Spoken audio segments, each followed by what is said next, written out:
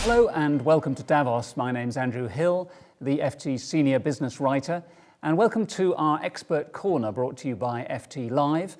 And I'm here in conversation with Monty Metzger, CEO and founder of the cryptocurrency exchange LCX. Monty, welcome and welcome to Davos. Andrew, a pleasure to be here. So this is a pretty momentous week for your sector, cryptocurrency and blockchain, because a president has been elected in the US who is a crypto enthusiast, not just an enthusiast, but also somebody who literally in the last 48 to 72 hours has created meme coins that he is ready for you and the likes of you to trade as part of his commitment, I guess, to cryptocurrencies. Mm-hmm. So what are you hoping for in the new world that a Trump presidency will usher in for crypto?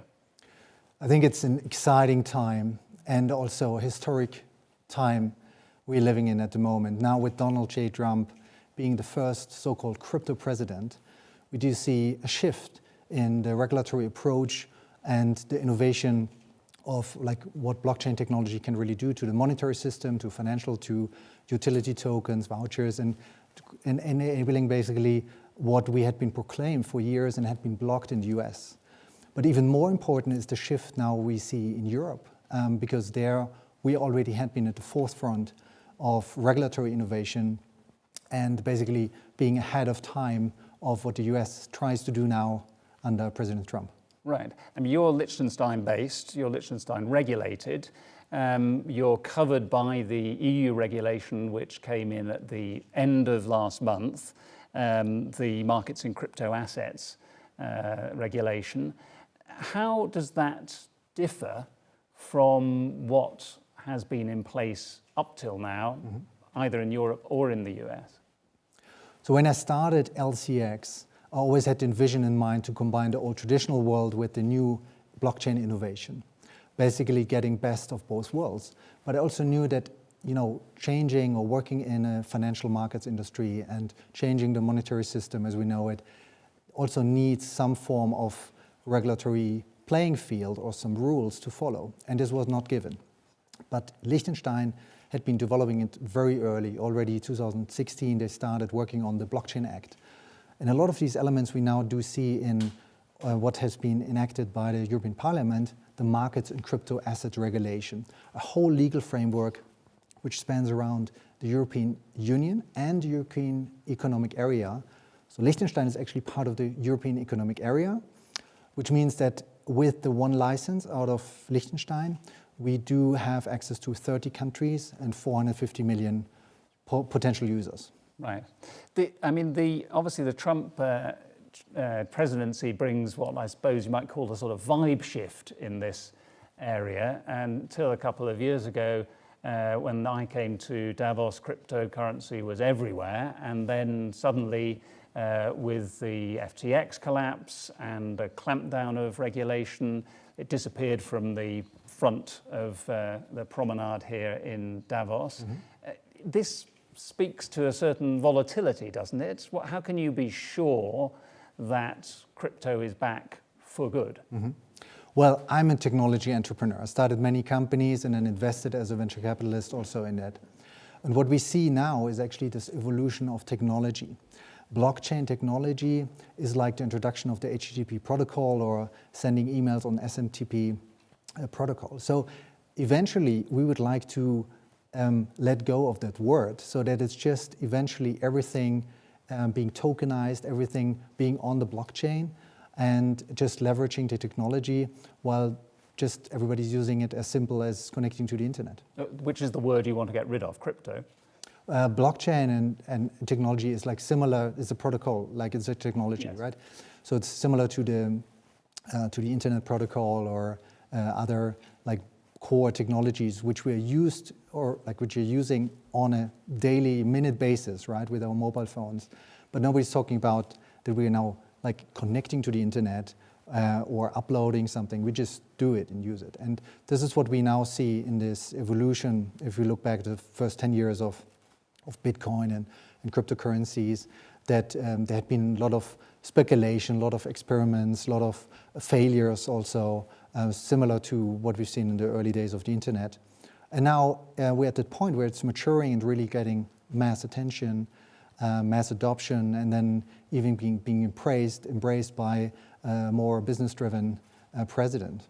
But we're surely a long way from everything being on the blockchain.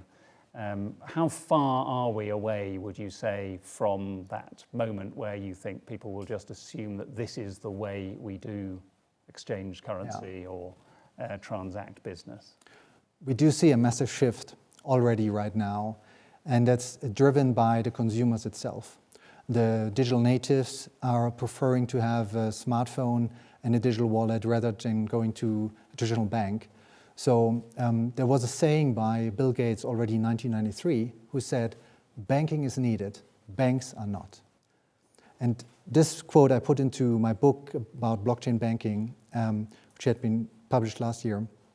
And there I'm explaining that a lot of the decentralized finance, a lot of the cryptocurrency technology innovations, actually providing kind of financial services without the middleman, without needed to trust in a centralized entity. And it's really innovative in terms of the way we consume or we get access to financial services. Right. How much does regulation help in this objective that you have? Because some people would say that the perception of cryptocurrency is that it is an unregulated Wild West. And obviously, it is useful for you to be able to say there is some regulation to reassure people to use it. Yeah. Too much regulation, as you might say has been the case in America in the last 4 years, stifles that innovation. So where is the sweet spot for LCX? There's a saying that US innovates, Asia duplicates, and Europe regulates. So we're pretty good in setting up regulatory structures, and you're right, if it's over-regulated, it's blocking innovation. But if you look back at the last couple of years, there was nothing.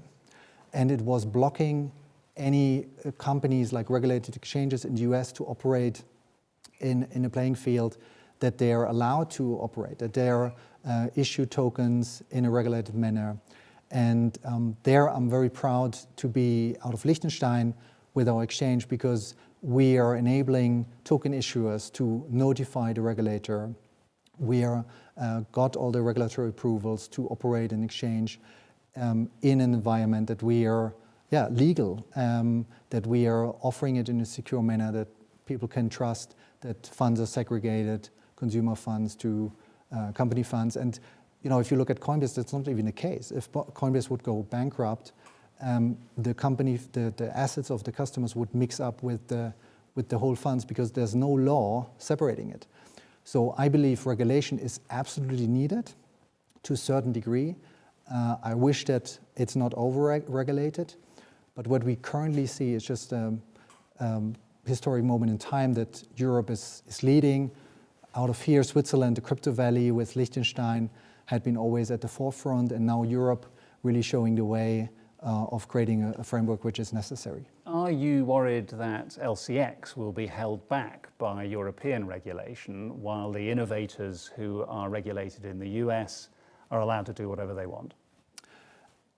Absolutely. I mean, I think getting the balance right between innovation and regulation is core. And we hope that this step, what we now see in the US, is enabling us to enter the market there as well. We already looked at it, but there was simply no regulatory environment, no licenses we could apply to which are made for crypto. And this will probably change now very soon. What we already do see is this excitement, this the buzz, and even driven with some controversies by the president himself launching his Trump coin, for example. Which you are trading already. The team just listed it yesterday. And the Melania coin as well? Melania, we looked at it as well. I don't know if that's the smartest step to do that in 2 days, right? Doing 2 of these tokens. But it shows also kind of the dynamic of the industry and how it's fun. It's basically these tokens it doesn't have any intrinsic value. It's a collectible. It's kind of what the community is about. in crypto a lot. So about this like memes and more fun things to talk about. Aren't a lot of very inexperienced investors going to lose a huge amount of money by betting on these fun coins through your platform? And won't that then damage your reputation as well?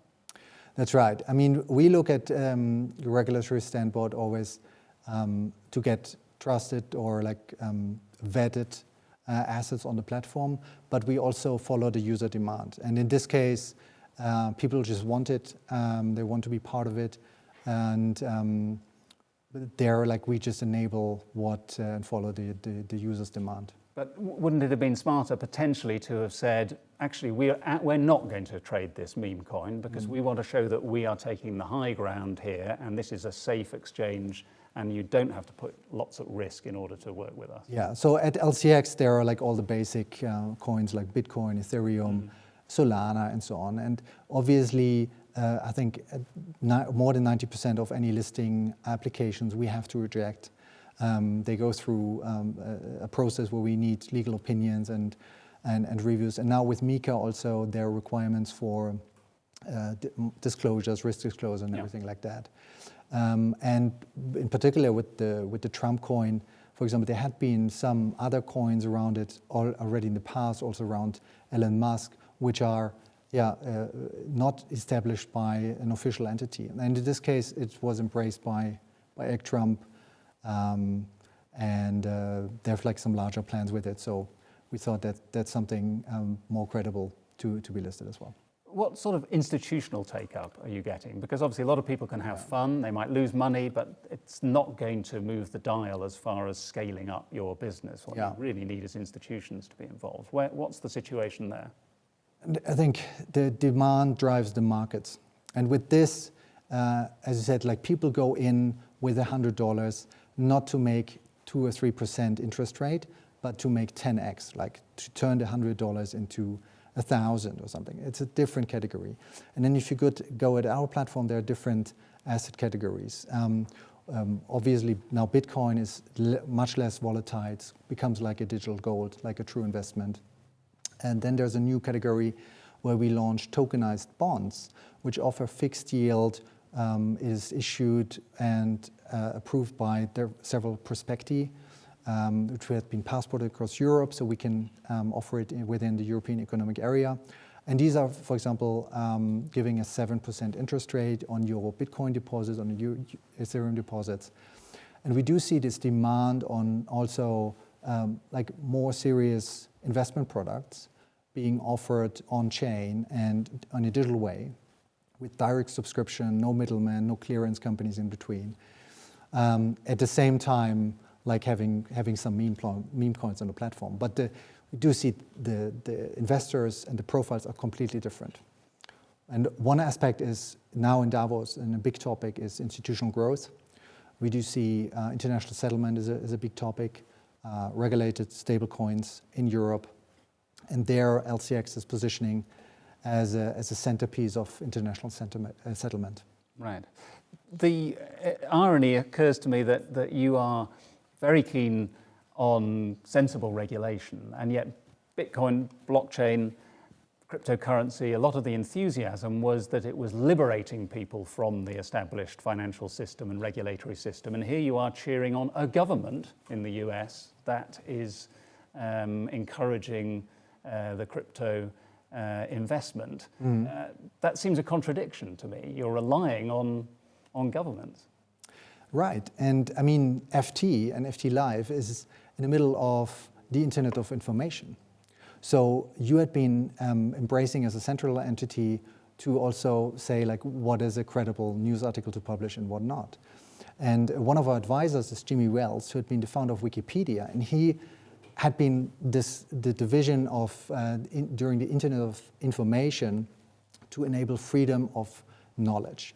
And basically having this community movement, right, to edit anything they want, and there's a swarm intelligence.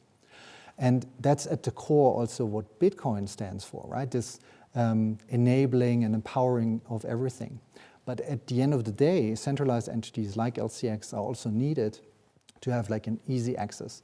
So what Jimmy and Al had been talking about a lot is about this Internet of Value, where we are in the middle of it, this age of Internet of Value. And our core vision is to enable freedom of wealth at LCX. Monty Metzger from LCX, thank you for joining us. I'm Andrew Hill from the Financial Times, and we've been joined by Monty Metzger for our Expert Corner.